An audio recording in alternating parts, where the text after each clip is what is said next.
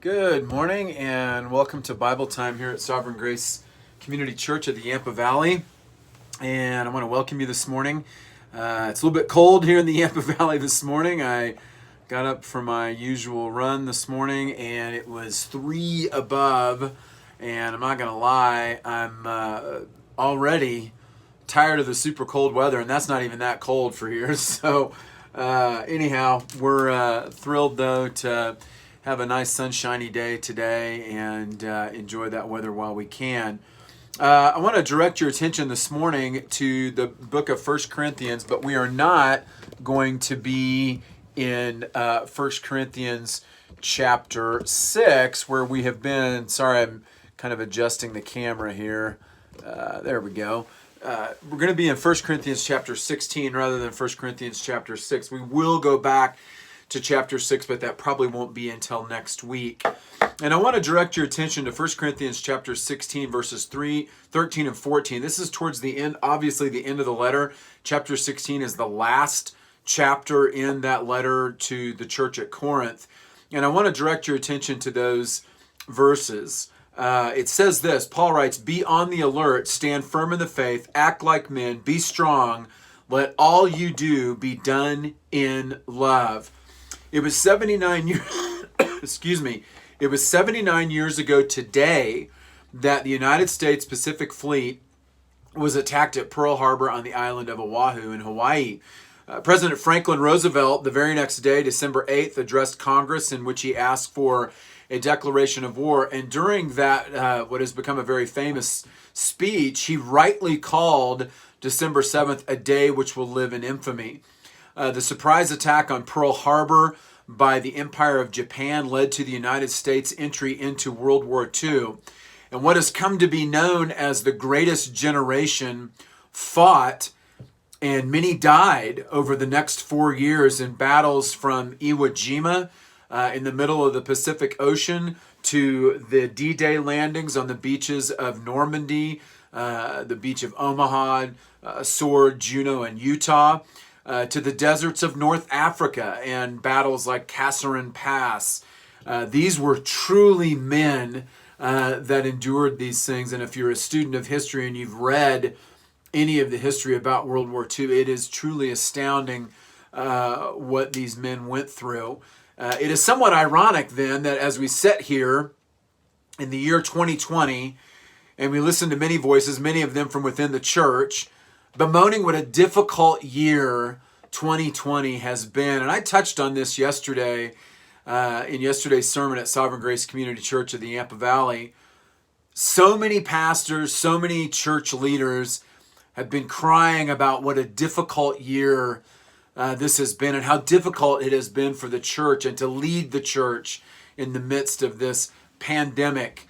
The more I have heard this, the more I have thought of these closing words of the Apostle Paul's here to the church at Corinth in 1 Corinthians 16, verses 3 and 4. Let's keep things in perspective, and I think that's what we need as we close this year out. And one of the things I'll be glad to see when 2020 is no more is everybody talking about what a horrible year this has been. There have been far worse years than 2020. In fact, 2020 probably isn't even in the top 10 of truly horrible years. One of the problems in the church today, I believe, well, there's several problems.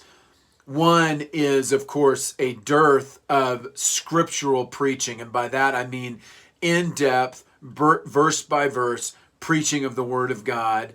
And then the second thing is a lack of knowledge of church history.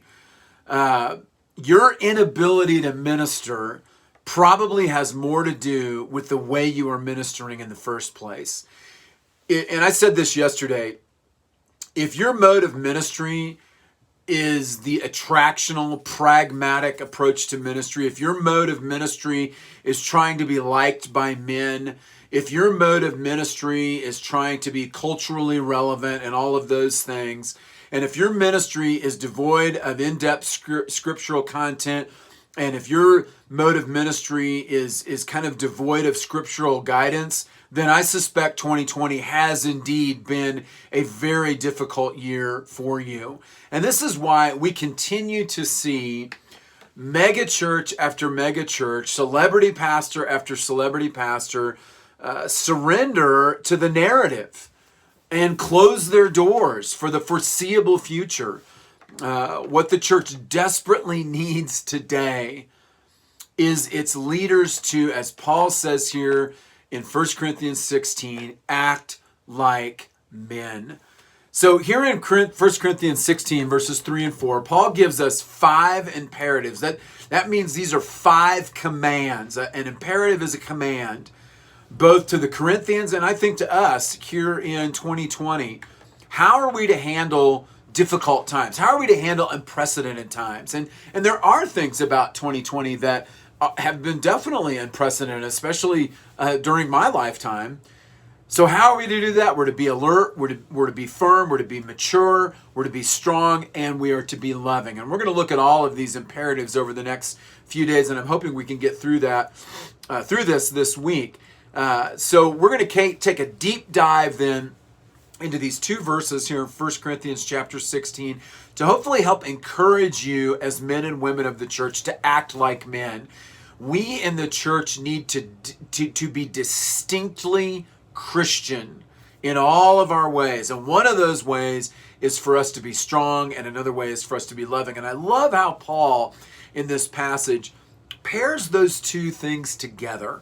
A lot of times we don't think of those 2 things as being together, but I think it's very important that Paul draws those 2 words together here. And I pray this series this week will be a blessing to you and a great encouragement to you. And I want to encourage you, as I always do, to share these messages far and wide. So thank you for today, and join us tomorrow morning here at Sovereign Grace Community Church of the Yampa Valley's Bible Time. Thank you.